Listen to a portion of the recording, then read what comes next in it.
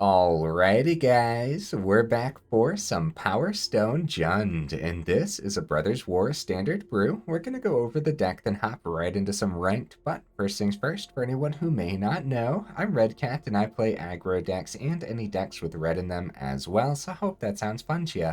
Also, we do got that Discord link down in the description if you're interested in joining that up. Okay, what do we got in the build here? We got 4 Teething Wurmlets, a 1 mana 1/1, and it has Death Touch as long as you control 3 or more artifacts. Whenever an artifact enters the battlefield under your control, you gain 1 life. That's really good. If this is the first time this ability has resolved this turn, then you put a +1/+1 counter on Teething Wurmlet, a very powerful 1-drop.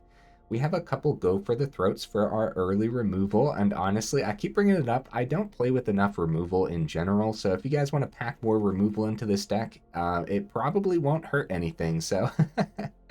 We have a single Scrapwork Mutt here, one of my favorite common cards from the new set. So 2 mana 2/1, and when it enters the battlefield, you may discard a card. If you do, draw a card, and then it has that Unearth ability for 1 and a red, so pretty cool.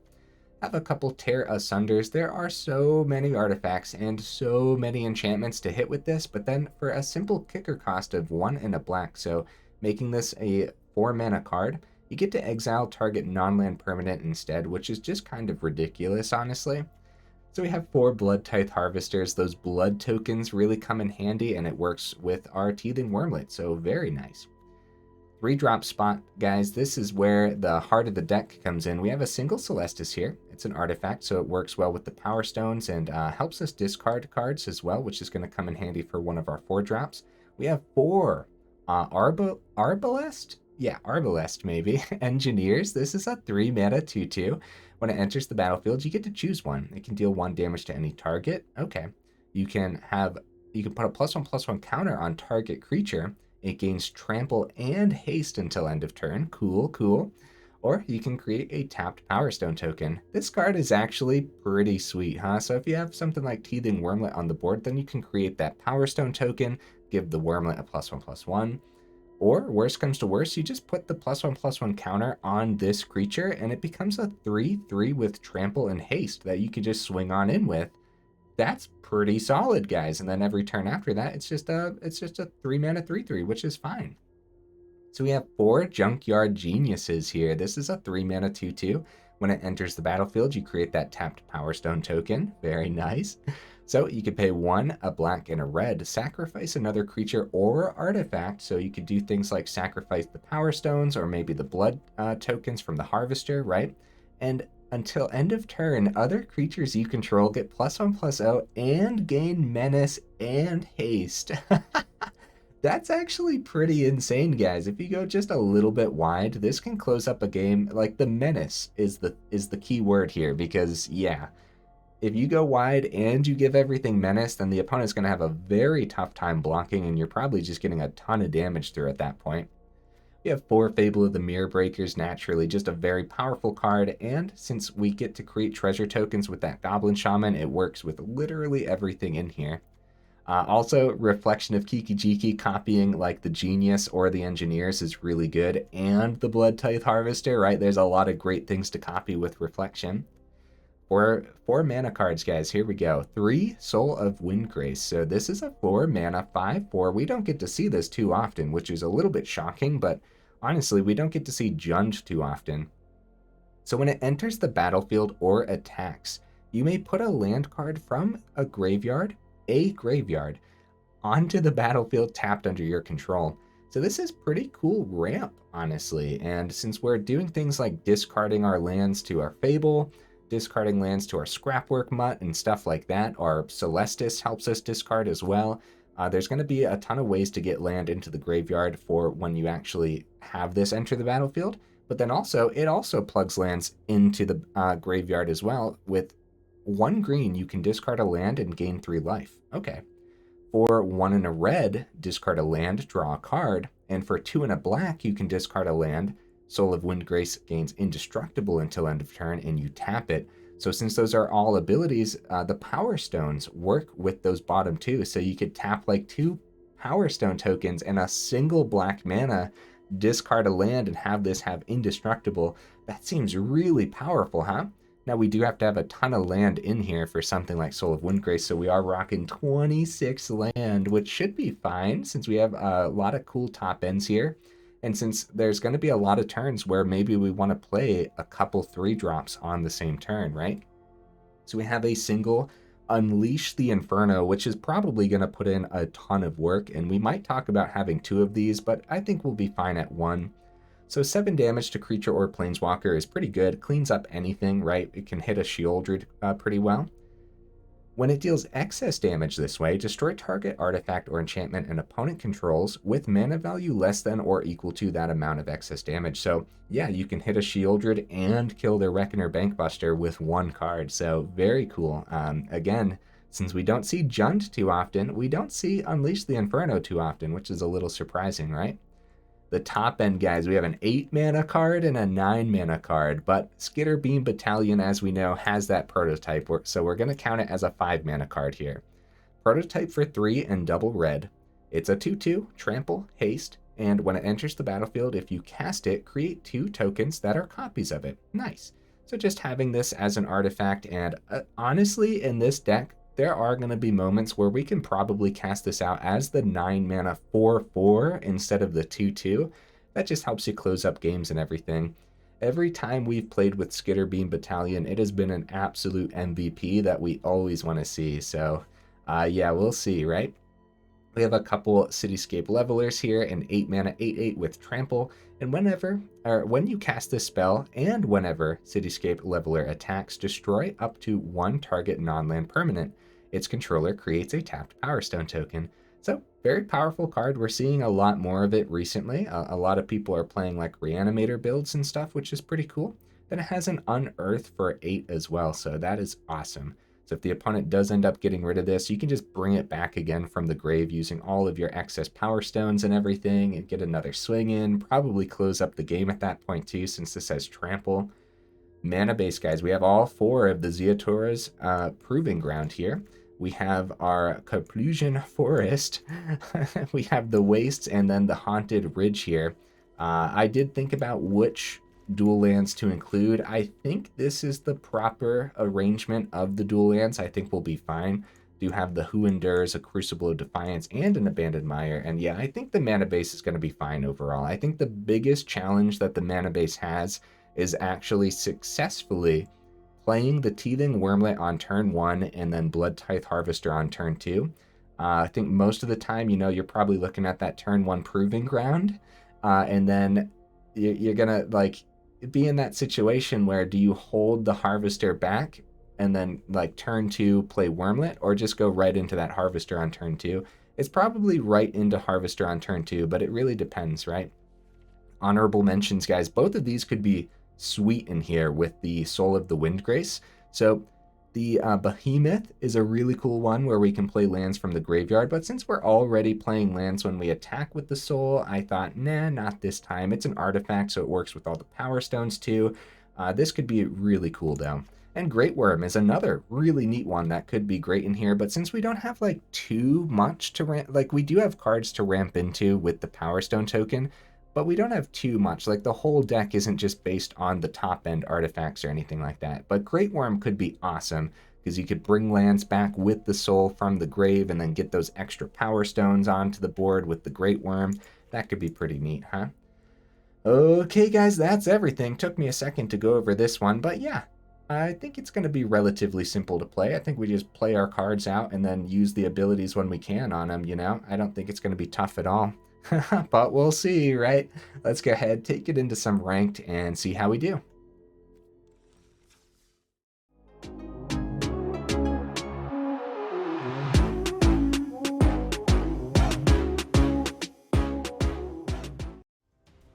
All right, we'll see. Yes, we do. We do get right into that first game.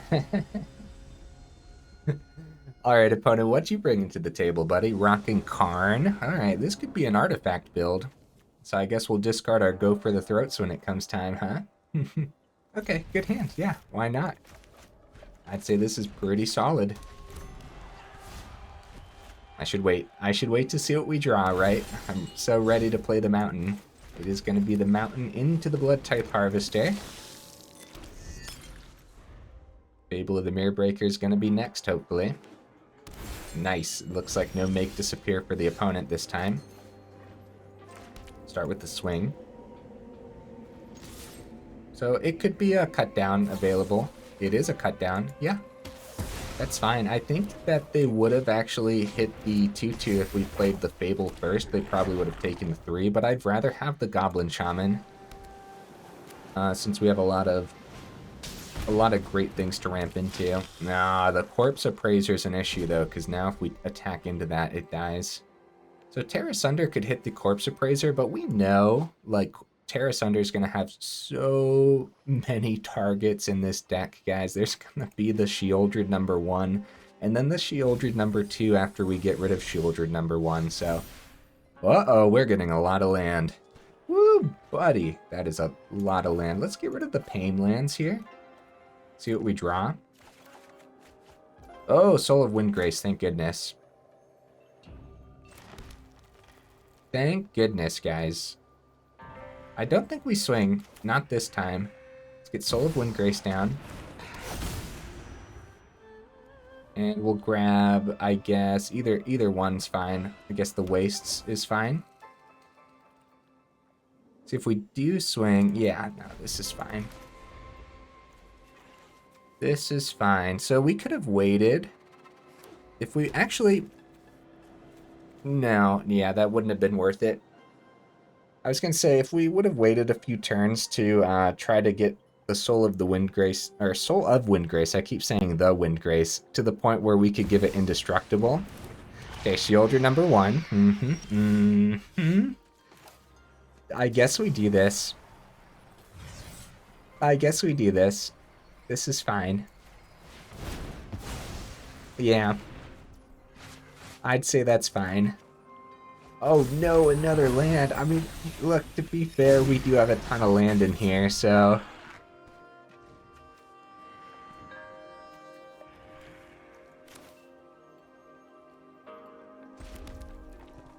We have the 2 open.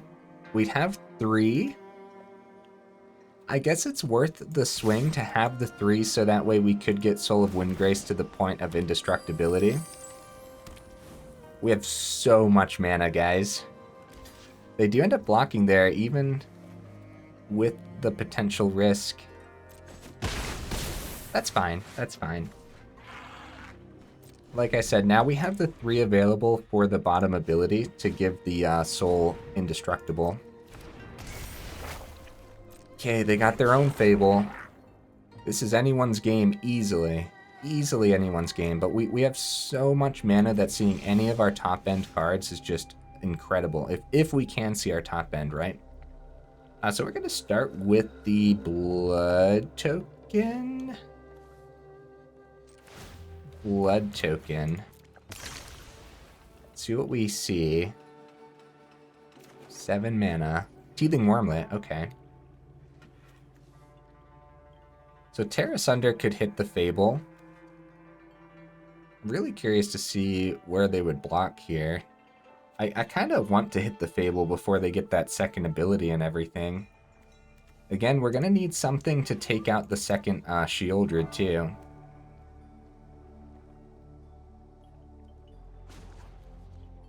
Four mana available. Let's see what we see. Second Teething Wurmlet. Okay.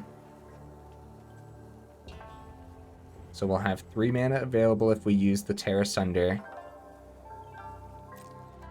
Keep Reflection back, because there's like a lot of better creatures to copy. Grab a land. This is pretty cool, guys. This is a great first game. Yeah, now we're just looking for top end, which maybe we want more top end. Wow, they're going to take 5. See, they don't know if we have another land in hand or not, so... So the fake out, huh? We could keep 1 back. I think we just do this, so that way they can't find what they want to find.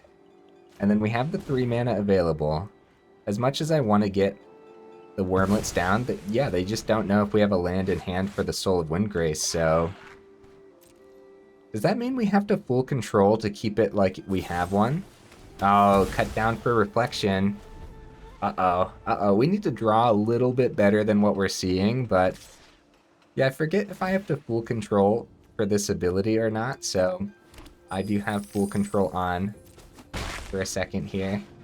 Just in case, to make them think we have the land.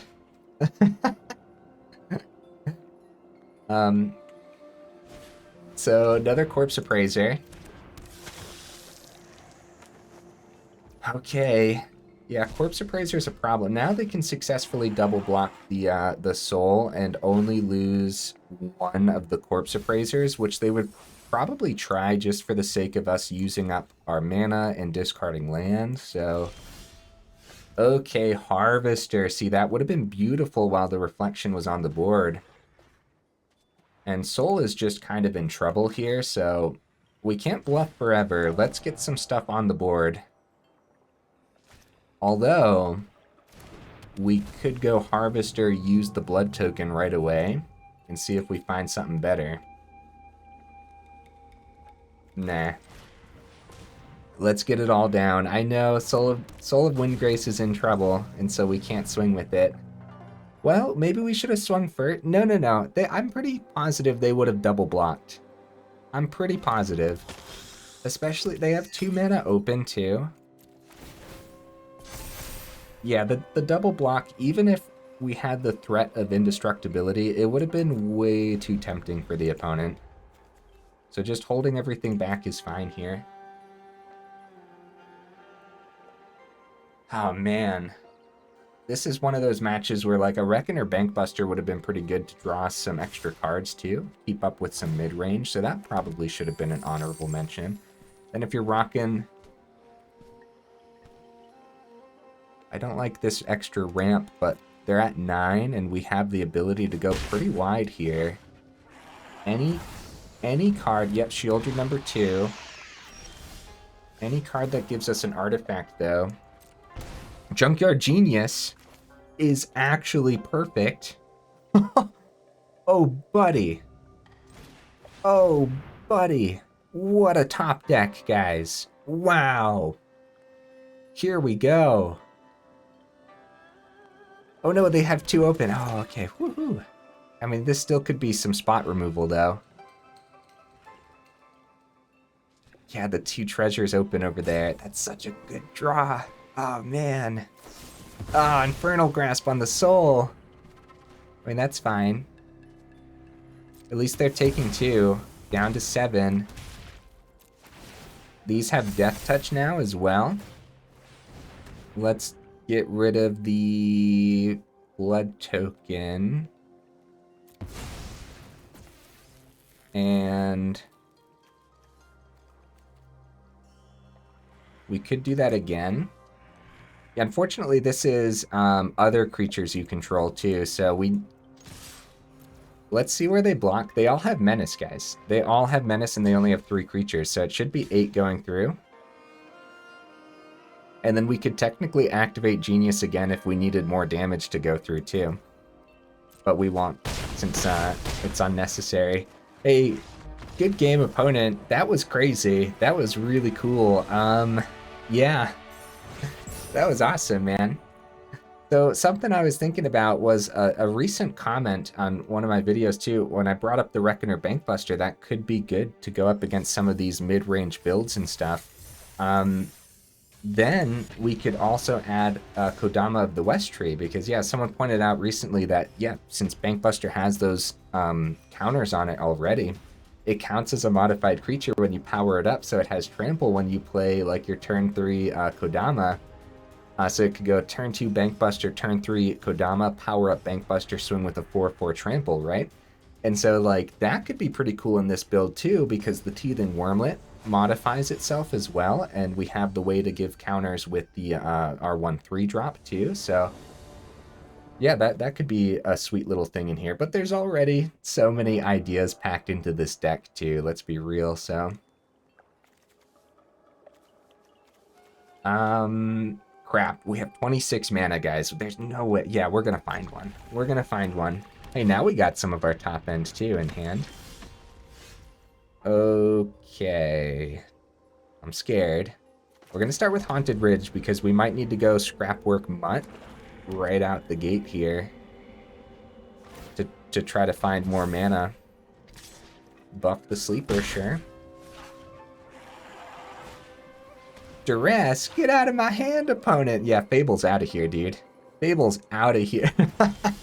Yeah, definitely. Definitely was the Fable.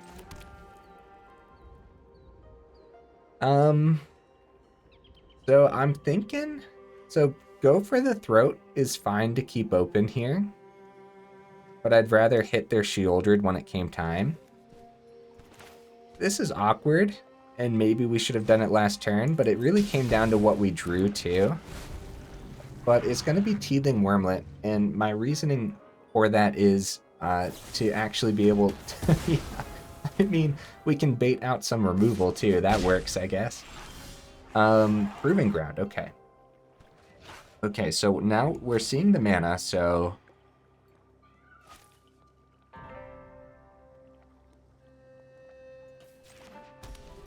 I'm wondering what to discard with the Scrapwork Mutt.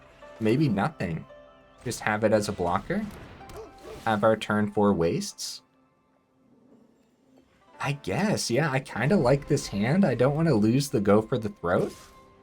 Looks like they're not seeing 2 mana to make it a 3/3. They might even do that, and then our go for the throat next turn would be good. Underdog. Scrapwork Mutt blocks Underdog really well.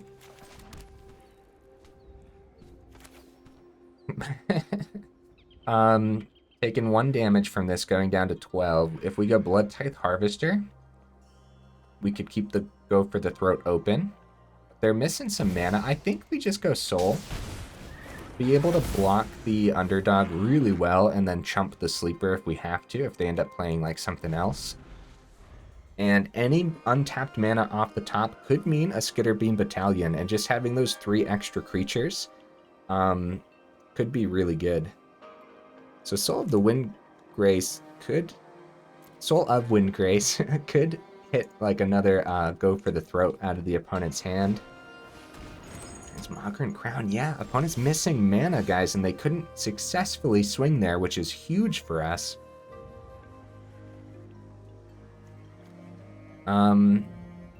If they end up double blocking, which I don't think they would, they know we have go for the throat. Try to get 5 damage through. Let's try to get 5 damage through. They end up chumping with the Tenacious. Okay. And then we'll keep go for the throat open.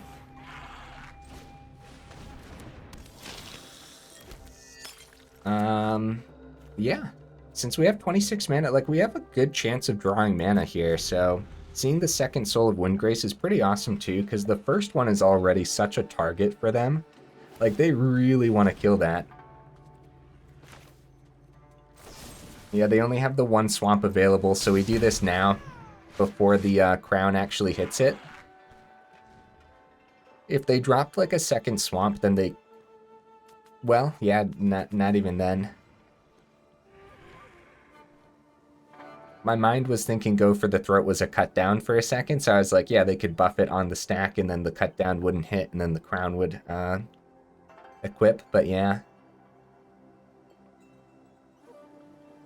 We'll see what their plan here is. They have their own cut down. Get rid of that Harvester, huh? And we have 7 on the board here, and they're missing mana. I kind of feel bad.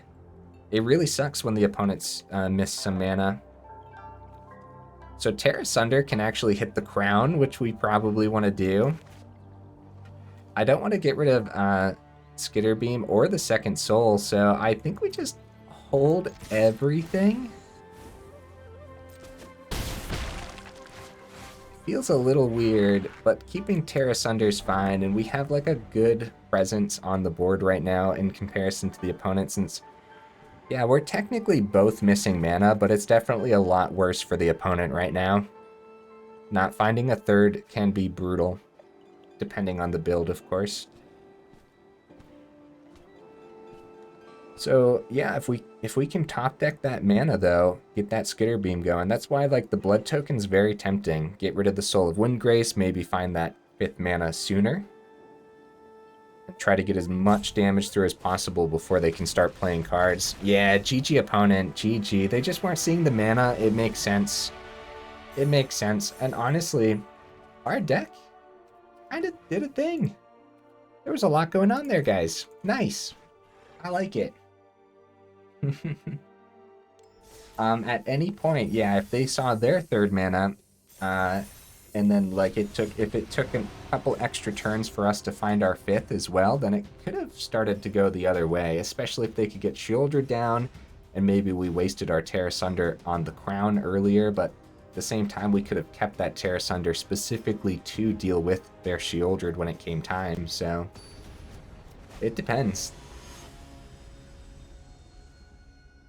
Alright, opponent, what are you bringing to the table, buddy? The meta is, as always, very scary. Man, okay, 26 mana in here, guys. There's 24 lands remaining to draw. Alright. Alright. I'll try it, because any mana could lead into the Celestus. And the Celestus taps for anything, so that could be our black source. Alright, I'm sweating. I'm sweating. Come on. Come on, guys. We'll see it. We'll see it. Oh, that's a great target. I'm doing it while we have the mana available and before they get any draws on that. There it is. Okay. So Engineers could come down this turn too, but I'd rather get Celestus as our black source and have the Unleash the Inferno too then. Plus, like, any draw, like a Soul of the Windgrace draw with Celestus on the board is better than playing, like, Engineers and then playing Celestus next turn. Yep, we'll do that. Ziatora's Proving Ground. Alright, I'll keep the Proving Ground. Actually gonna go Forest here to keep 2 mana open over the Proving Ground. That way a Make Disappear doesn't hit the Engineers.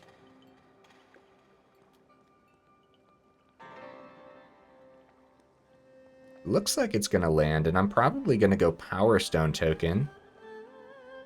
Even though a good hasty swing wouldn't be bad, especially when they're not in Wandering Emperor range yet.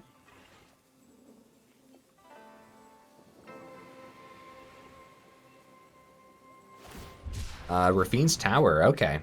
So that probably was a Make Disappear being held open. 1, 2, 3, 4, 5. Power Stone makes it 6. Sure, yeah, we'll ramp. We'll ramp. Like, a good old-fashioned 3-3 swinging on in could be fine and dandy.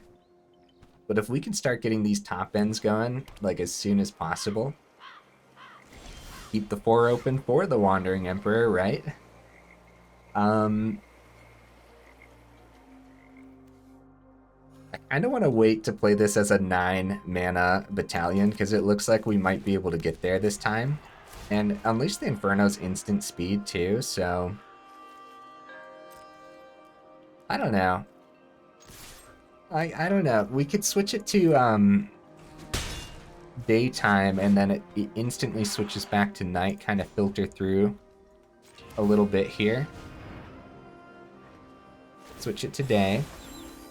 Ditch the Haunted Ridge, probably. Oh, Bloodtithe Harvester. Oh. Oh, crap. Yeah, no extra black source over there. That Haunted Ridge could be that extra black source that we needed. Ditching like an Unleash the Inferno could be fine. Okay, I'll do that. I like the Harvester here. And then it switches back to nighttime at the end of our turn. And we get to do that again to see what else we could find. And maybe we ditch the Harvester this time, depending. We have 1, 2, 3, 4, 5, 6, 7, and then Haunted Ridge is the 8th one. So Cityscape Leveler can be unearthed. Back to nighttime. Take action. Another Harvester. Yeah, we'll ditch that. make sure we can actually get to the 8th mana with the Leveler here. 5 mana available. Bankbuster hits, now the Wandering Emperor is out of the equation here. Take out Bankbuster with the Leveler. Fable of the Mirror Breaker could come down, a little bit of extra ramp. Alright, let's try the Unearth on the Leveler. Let's do this. Try to hit that Bankbuster. And this is potentially 10 damage, because a lot of the removal we see is go for the throat, which doesn't hit the Leveler. But I have been seeing more Infernal Grasp recently, because yeah, there have been... Oh, Soul Partition! Okay. Well, their Bankbuster sticks around, and I guess the way that works is we can actually play this as a 10 mana card now. Like, Soul Partition kind of gives us the Leveler back instead of, like, having this exile. Exile it at the beginning of the next end step, or if it would leave the battlefield. And this, doesn't that count as leaving the battlefield? That's a little bit confusing. 2, 3, 4, 5, 6, 7, 8. I have to keep double checking because, yeah, I want to get this Skitterbeam Battalion down so bad, but... Alright, we're going to start with a swing here. I mean, a couple of Fables definitely won't hurt anything.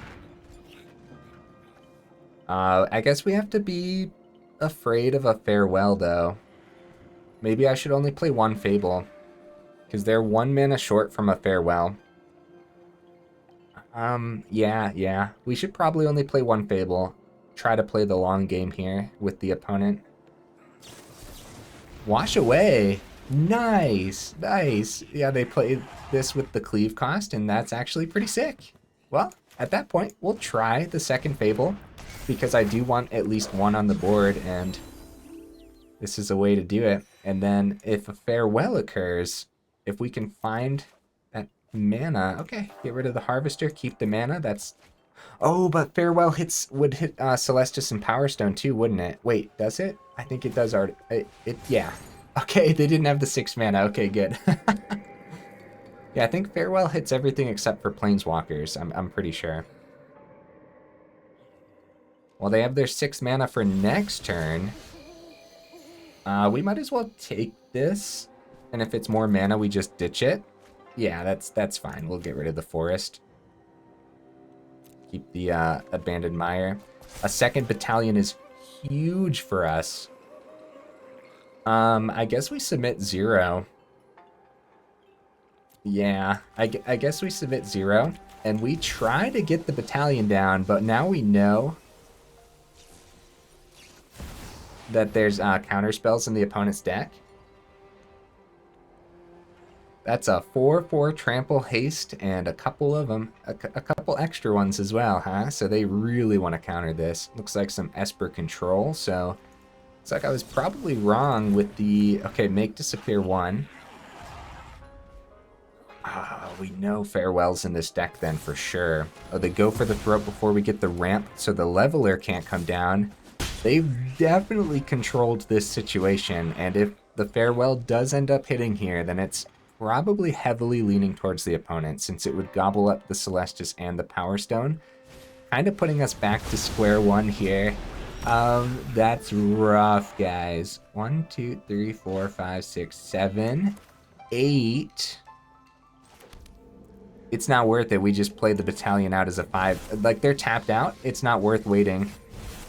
We play this out, and we swing for 6, and we hope, right? And we hope.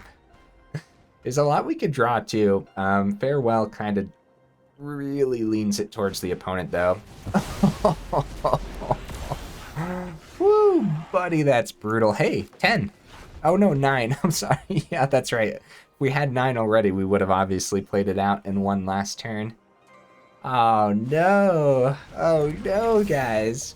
Hopefully that's the only 2 Farewells in their deck, and maybe the Leveler can get us there. No, we still need 1 more mana. We can find the 10th mana. It's a huge issue that we lost the Power Stones and the Celestus here.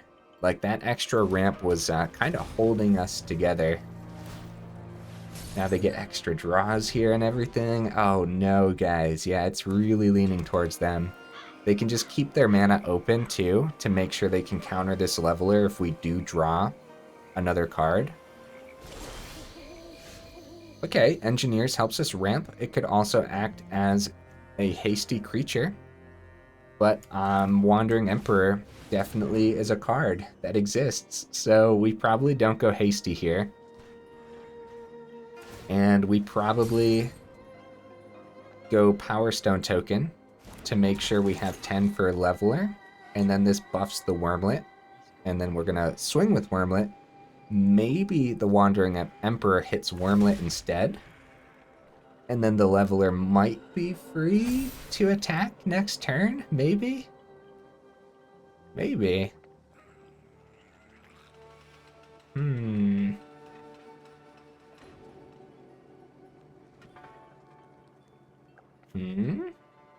Opponent?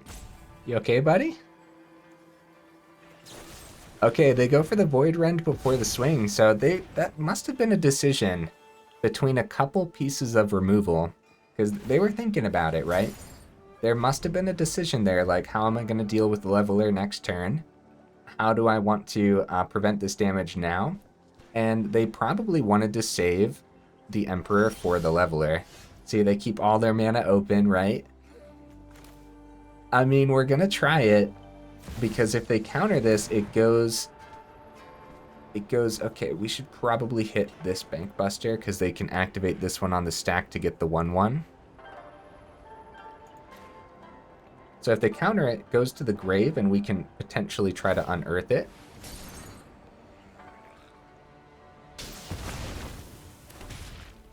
Okay, so they can still get that 1/1 here. This does have trample, so... Oh, it doesn't have haste, though. Oh, that's right. Yeah, for some reason, my brain was thinking unearth. So the Wandering Emperor hits. They can actually, yep, go -1 here to block. Okay.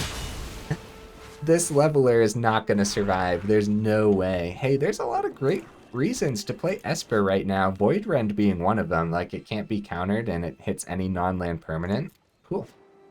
Honestly, we don't see it enough. It's actually shocking that we don't see Void Rend in more Esper builds.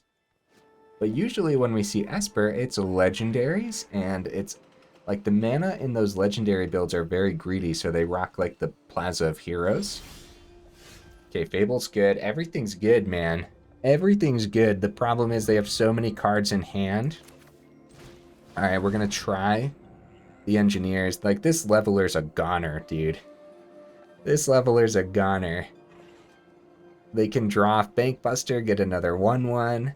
The goal here with Leveler is probably to take out their 2/2 blocker, but hitting the Wandering Emperor would be pretty smart too.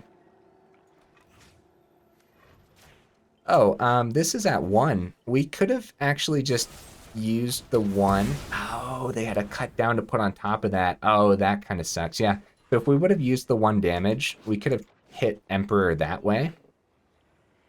Crap, I probably really should have done that.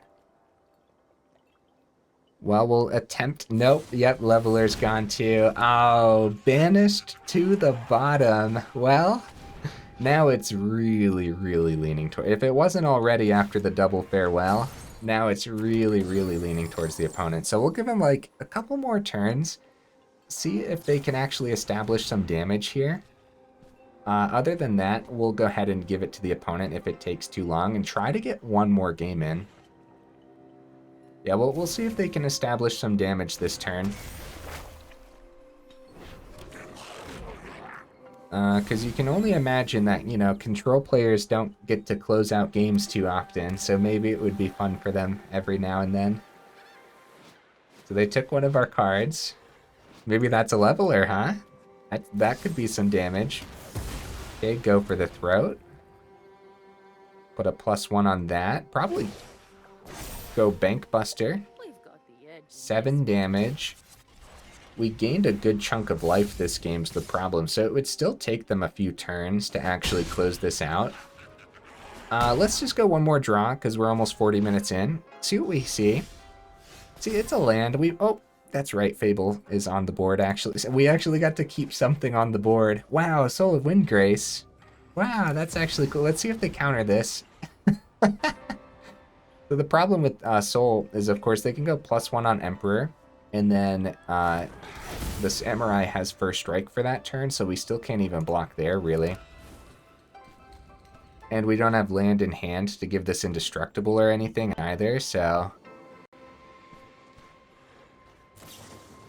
Siphon Insight. I'm really curious to see what they're hitting from my deck, though, too. Honestly, though, the Soul of Windgrace draw was good. There's a really, like, that was a really bad play on my part to go for the haste on the Engineers instead of the damage. Because, yeah, any spot removal could have stopped that, but that extra damage would have been on that stack too, and so taking out, like, the Wandering Emperor... Yeah, that could have just been incredible, huh? So Siphon Insight must be one of their main win conditions. Just take your opponent's win conditions and win that way. That's my assumption, right? Worst comes to worst, you can try to, like, hit your opponent's removal, too. And usually when we see control, we're seeing white-blue control, not Esper control. And, yeah, Esper just makes more sense in my mind. Because the mana base is pretty stacked already since you have, like, the Rafine's Tower and everything. Okay, they hit a Junkyard Genius. I kind of want to see what other cards there are. I know, I always do this, guys. I always stick around for too long.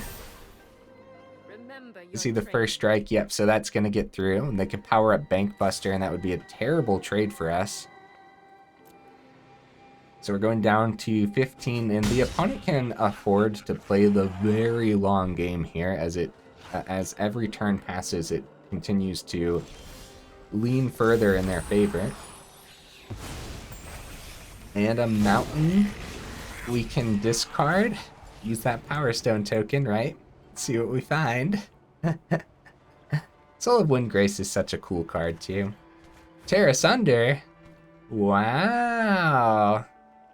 It's actually really good. Let's try to hit that Wandering Emperor on our turn, I guess. You know, give them one less turn to draw a counterspell. I mean, there's no way there's a way through here, though, right? Wow, we actually hit the Wandering Emperor. Could there possibly be a way through? No, probably not, especially since we can't successfully swing with, like, Soul of Windgrace and stuff. Looks like they have another cut down. Oh, Siphon Insight. They were looking at Reflection, like... And if you're looking at Reflection over the Soul, then that would be a cut down. Another Siphon Insight, because why not? Why not? I'm sorry, guys. I'm playing this out because I do think that the opponent can find the damage that they need, but at the same time, they are at 6, and it looks like they're running out of steam a little bit. But they probably found a bunch of steam from my deck, too. Yeah, go for the throat for the soul. That's right out of our deck, right? Okay, can they do 15 damage, though? They could if they found a Skitterbeam Battalion. Although I played both of those this game, didn't I? I did play both of those. Teferi can definitely help them get that damage through. Yeah, there you go, opponent. That's definitely another win condition for the deck. I've talked about this new Teferi a lot in the past, but yeah, these 2/2 spirits are actually just insane. We're just going to take the 10. It's fine. Oh, they're not swinging with Genius? They can actually use the Junkyard Genius twice here, get rid of those Power Stone tokens, and get a couple extra damage through. Teething Wurmlet, nice. I mean, honestly, seeing anything other than a land at this point in the match is pretty good. Now, if they don't remove Reflection, then we're going to have extra blockers for next turn. So I'm assuming it's going to be more removal. Soul Partition on the Reflection. Yeah, there's no reason not to just go ahead and copy Wurmlet. Since we have Power Stone, nothing else to play in hand, we might as well. No reason not to. So I like the Soul Partition additions, but I am wondering why it's not just like a Fateful Absence instead, and a build like the one that the opponent's running. So if you guys know, let me know in the comments, what's the main reason to rock the Soul Partition in a build like this that definitely cares just about killing the creature, right? Where Soul Partition is a little bit more tempo-y. But I might be missing something, so... Oh, they did that at our end step too, so we got to keep the Teething Wurmlet. Nice. Nice. Junkyard Genius, here we go. Yes. That's what I'm talking about, opponent. Nice. Okay. Block the Genius, because it doesn't matter, does it? Let's, I guess block. Good game, good game. Everything given menace. Junkyard Genius is actually pretty insane, guys. If you could set up a board with it. Good game, opponent. How far are we? 46 minutes. No, guys. Guys, that has to be the last one. What have I done? Oh no. This was a really fun deck, though. This was a cool one. There's probably a better, I mean, yeah, there's a better way to put Jund together that would be more competitive, but this is fun, man. You just slamming some Power Stones, getting some ramping into the battalions. Let's talk about the battalion for a second. You know what I would potentially do? First of all, the one of Scrapwork Mutt, it made sense at the time, an early way to buff Wurmlet and then get rid of a land. But like in those games, how important were these top end creatures? Very, very important. So dropping the Mutt and going up a third battalion would totally be fine, huh? And then like, I don't know if we want a third leveler, but that's a really good one too, especially since you got that Unearth. The reason I'm thinking third battalion is mainly because you can play it as a 5-drop, which seems pretty important, you know what I mean? I think it's a cool concept to be able to use those extra Power Stone tokens for the Soul of Windgrace ability, and then I really just wanted to play with Soul of Windgrace too. I think it's just a great creature that kind of sort of works out in here, while it doesn't necessarily fit the artifact theme. Yeah, just being able to use the Power Stones for the ability seems cool enough to try at least. I think Celestus is really good as well. I think it's worth the one of, yeah. I think the 4 Junkyard Genius is fine. We could potentially drop down to 2 Fables if you wanted to try to add more thematic things, but let's be real, man. The 4 Fables are going to carry some games, especially when you... Yeah, it just does everything, doesn't it? Yeah, we don't want to drop down to 2 of these. So let me know what you would add or take out down in the comments.